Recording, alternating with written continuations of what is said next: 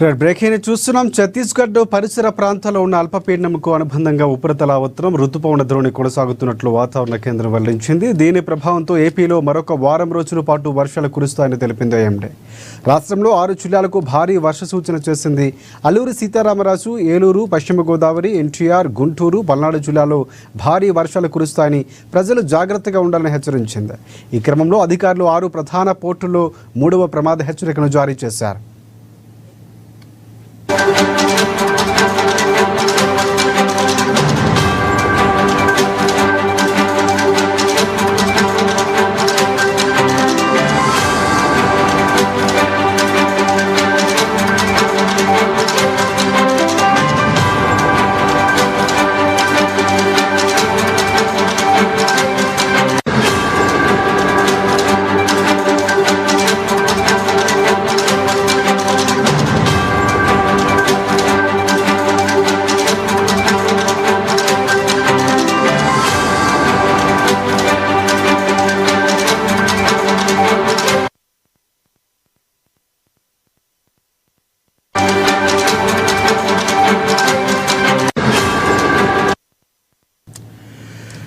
ఛత్తీస్గఢ్ పరిసర ప్రాంతాల్లో ఉన్న అల్పపీడనంకు అనుబంధంగా ఉపరితల ఆవర్తనం రుతుపవన ద్రోణి కొనసాగుతున్నట్లు వాతావరణ కేంద్రం వెల్లడించింది. దీని ప్రభావంతో ఏపీలో మరొక వారం రోజుల పాటు వర్షాలు కురుస్తాయని తెలిపింది.